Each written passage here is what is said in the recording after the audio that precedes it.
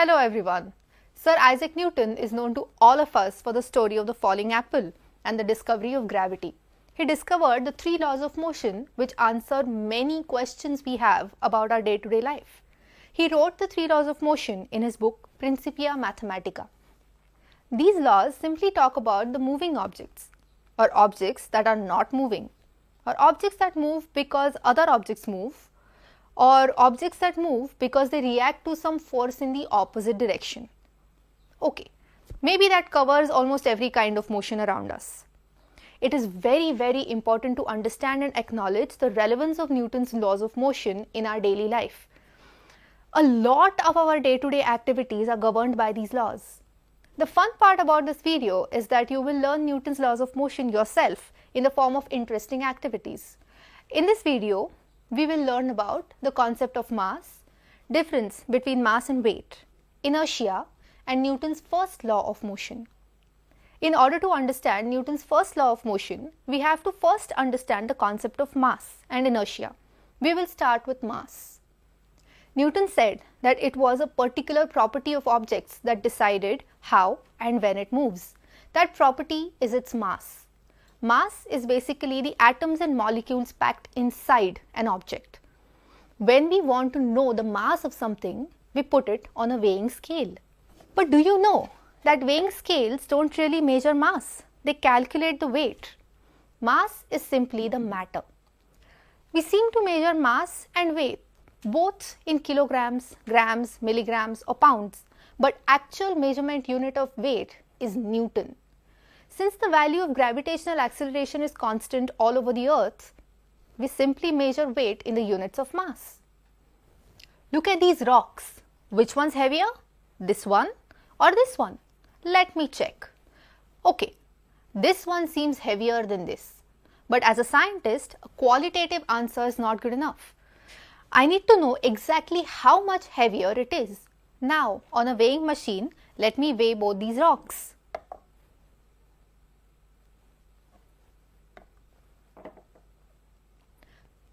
Now, quantitatively, I know how much heavier this one is than this one. This answers my question. Here, we have 1 kilogram of cotton and 1 kilogram of onions. Can you tell whether the mass of both of them is equal or not? We can see that the mass of 1 kilogram of cotton and 1 kilogram of onion is obviously the same, even though their volumes are very different. Mass gives an object inertia. In the next activity, we will learn about inertia. Here, we have two plastic bottles. Both of them are filled with water. Let me place them one on top of the other with a paper strip sandwiched in between them. Now, if I strike this strip hard with my fingers, what do you think will happen? What do you observe? Magically, the strip is in my hands and the bottles are standing on top of one another. Bottles are standing like this because of inertia.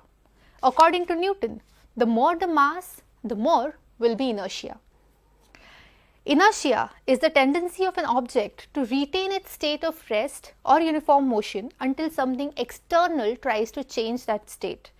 When we flicked the strip, it fell down in motion while bottles remained at rest.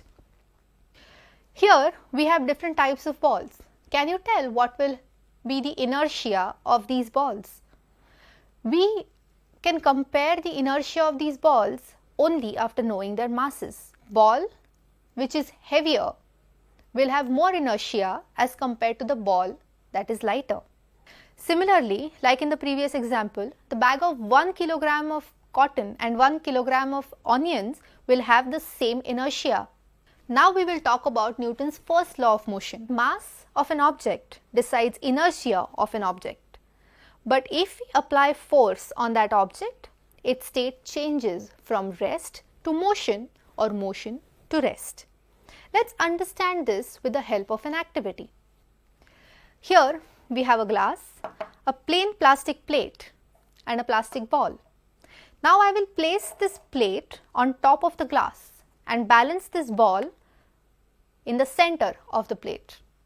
Now I will flick the plate with my finger with one clean motion.